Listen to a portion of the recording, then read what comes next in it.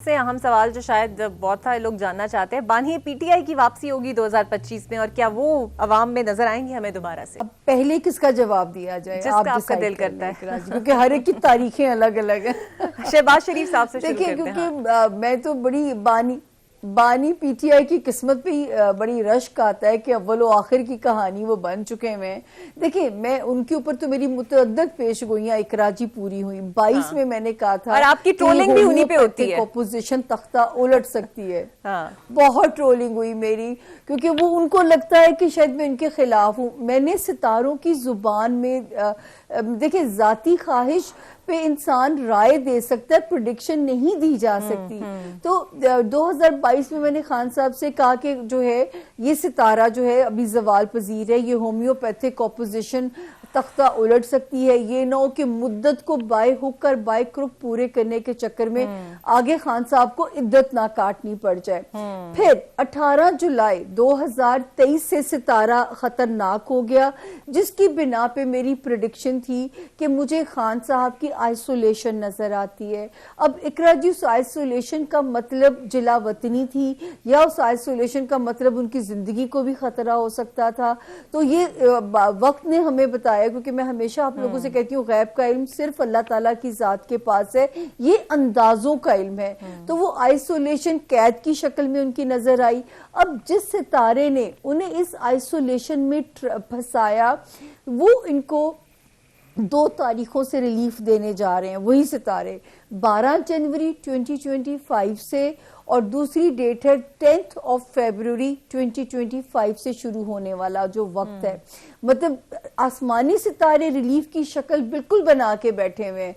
अब इनके कायदीन जमीनी इदारों से कैसे डील करते हैं, वरना अगर मैं तो कहूंगी वाइजली इकराजी डील करें, वरना खुदा ना करे अगर इन्होंने देर कर दी तो मई से शुरू होने वाला वक्त फिर खान साहब के लिए एक लंबी मुश्किलात की इंडिकेशन करता है। तो जो लोग ये समझ रहे हैं कि रिहाई हो जाएगी, आते ही पावर में आ जाएंगे, ऐसा नक्शा मुझे तो इस अर्ज़े वतन पे नजर नहीं आ रहा बनता हुआ। अच्छा, पावर में नहीं नजर आ रहे। और शहबाज साहब, उनके सितारे उन्हें रखेंगे वजीर आजम बनाकर? जी जी, जो वजीर आजम शहबाज शरीफ साहब का सितारा है, मैं हमेशा कहती हूँ इस मुल्क में 3 लोगों के सितारे बड़े पावरफुल हैं, सियासी सितारे। इमरान खान साहब, वजीर आजम शहबाज शरीफ साहब, और तीसरे मौलाना फजलुल रहमान साहब। अच्छा। तो 2 लोगों के जो सितारे हैं वो तो साल के फर्स्ट हाफ में बहुत एक्टिव हैं। एक मौलाना फजलुल रहमान साहब और दूसरा बिलावल भुट्टो जरदारी साहब। ये बिग बेनिफिशियरी हो सकते हैं साल के फर्स्ट हाफ में 2025 के जो है।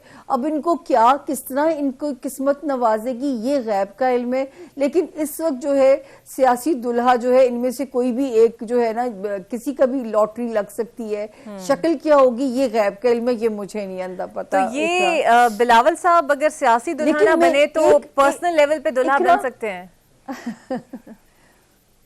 बिल्कुल, उसमें तो सितारा 100% इम्कानात दे रहा है। मेरा तो बल्कि मशवरा होगा इनकी फैमिली को कि इतना मुबारक वक्त है। हालांकि जो बिलावल साहब का जो शादी वाला सितारा है वो कॉम्प्रोमाइजिंग मैरिज हाउस है, और मैं ये कहती हूँ कि अगर अब तक शादी नहीं हुई तो बहुत बेहतर था, वरना 1 से ज़ायद शादियों का इम्कान मौजूद था।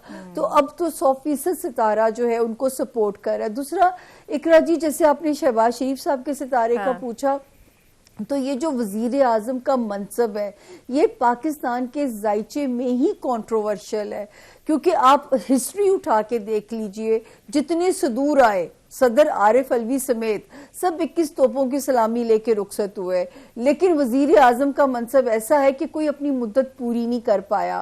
तो मैं इस बिना पे तो कह सकती हूँ कि खतरे की जद में है, लेकिन अदरवाइज शहबाज शरीफ साहब का सितारा स्ट्रॉन्ग है और मुझे कोई इतने अहम खतरात उनके ऊपर नजर नहीं आ रहे। अच्छा सामिया, हमने सबकी बात करी, वुमेन पावर की अगर बात कर लें तो पहली दफ़ा वज़ीर आला बनी मरीम नवाज साहिबा, तो उनका पंजाब पे लीड करना 2025 तक बरकरार रहेगा और आगे भी उनकी प्रमोशन हो सकती है?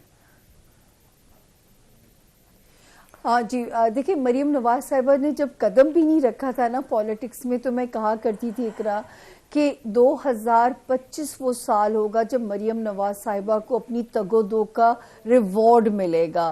तो 2025 का फर्स्ट हाफ बिलावल भुट्टो जरदारी और मौलाना फजलुर रहमान के लिए अच्छा है, और जो सेकंड हाफ है वो जो है मरियम साहिबा का सितारा बड़ा एक टेक ऑफ करता है और उनका डंका बजेगा, उनको अपनी सियासी तगोदो की रिटर्न भी मिलेगा।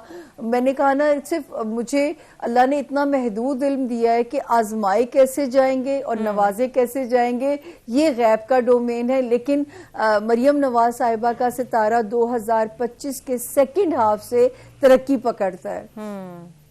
और नवाज शरीफ की सियासत आप खत्म समझती हैं, क्योंकि जिस तरह उन्होंने अपने आप को जरा खामोश रखा हुआ है, पंजाब के मामलात तक ही रहते हैं, वो भी ऐसे ही रहेंगे आइंदा आने वाले साल में? देखिए इकरा, मैं तो बल्कि कहूंगी बड़ी समझदारी का सबूत दिया हुआ है, क्योंकि उनका जायचा अगर हम आपसे कभी यूं डिस्कस करें तो बड़ा रूहानी सितारा है उनका। अच्छा। लेकिन इनके ऊपर भी मेरी बहुत सारी पेशगोइयों की अल्लाह ने इज्जत रखी। जब -1 हुआ उसके बाद इनकी मुल्क में वापसी, फिर इनका चौथी बार वजीर आजम ना बनना, ये मेरी सारी प्रेडिक्शंस ऑन एयर मौजूद हैं। लेकिन मैंने ये भी कहा था कि जिस पे हाथ रखेंगे दस्ते शफकत वही वजीर आजम होंगे और अपनी पार्टी को बैकडोर वही स्ट्रॉन्ग करेंगे। तो आई थिंक अपना किंग मेकर वाली पोजीशन वो एंजॉय करेंगे जो है इकरा जी। बिल्कुल सही। और एक आखिरी सवाल सामने, 2024 की बात करें तो दुनिया भर के लिए कुछ खास अच्छा नहीं रहा। बांग्लादेश में हुकूमत गई, शाम में हाना जंगी शुरू हो गई, ईरान, फलस्तीन, इसराइल बाहम दस्तों गिरबां हैं, गजा में हमने बर्बरियत देखी, कश्मीर में तो चल ही रही है। दुनिया में आने वाले साल में कोई अहम तब्दीली आप देख रही हैं? इकरा जी, ये आपने ना वो सवाल किया है कि जो बहुत इम्पोर्टेंट है, बहुत वैलिड है, क्योंकि ये इंटरनेशनल तब्दीलियां ही पाकिस्तान को इम्पोर्टेंट बनाने जा रही हैं। वो जो नेमत शाह वली अल्लाह जिस पाकिस्तान का हमें ख्वाब दिखाते हैं या प्रेडिक्शन करते हैं, वो इंटरनेशनल तब्दीलियां हैं जो पाकिस्तान को अहम बनाने जा रही हैं। अब मेरी एक बड़ी इंपॉर्टेंट पेशगोई भी बहुत हिट हुई थी, जिसपे इंटरनेशनली भी मेरा इंटरव्यू किया गया, मेरे पे इंटरनेशनली डॉक्यूमेंट्री बनाई गई कि मैंने एंड ऑफ वर्ल्ड को प्रेडिक्ट किया था कि 2021 से हमारी जर्नी वहां पे शुरू हो चुकी हुई है। आप में से बहुत सारे लोग, वो वक्त दूर नहीं है कि हो सकता है आप में से बहुत सारे लोग इमाम मेहंदी का ज़हूर देखें। वैसे ये मैं ज़राए मजाक ही कह रही हूँ कि मुझे ये लगता है ये एक आंख वाली चीज जो है ना, यही दज्जाल है, यही वो जो है दज्जाली फितना है जो बच्चों को भी जिसने जहनी मरीज बना दिया। ये भी मैंने कहा था कि जो है जहनी अमराज बढ़ेंगे। तो ये जो न्यू वर्ल्ड अलायंसेस बनने जा रहे हैं, लोग समझते हैं ट्रंप आएंगे तो पता नहीं क्या होने जा रहा है। ट्रंप के लिए अपने ही मुल्क में मुश्किलात की बिगिनिंग होने जा रही है। अमेरिका का रिसेशन नजर आता है, न्यू वर्ल्ड पावर का मंजरे उस पे स्क्रीन पे नजर आ रही है।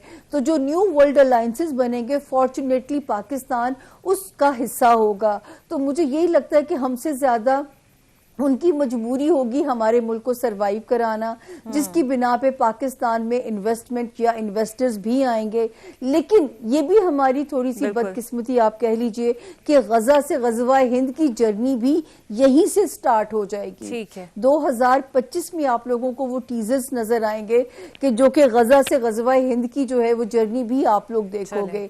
तो ये जो इंटरनेशनल तब्दीलियां हैं यही पाकिस्तान को एक इम्पॉर्टेंट खत्ता बनाने जा रही हैं, क्योंकि इस मुल्क से बहुत काम लिया जाएगा इंशाल्लाह आने वाले वक्त में। बिल्कुल पॉजिटिवली। बिल्कुल जी, अभी यही करते हैं कि पाकिस्तान तरक्की समेटे। बहुत शुक्रिया सामे आपका, आपके वक्त का। तो देखते हैं जनाब आने वाला साल पाकिस्तान के लिए कैसा साल साबित होगा। आपसे मुलाकात होगी अब अगले हफ्ते नए साल में नए दिन के साथ। अब तक के लिए अल्लाह हाफिज।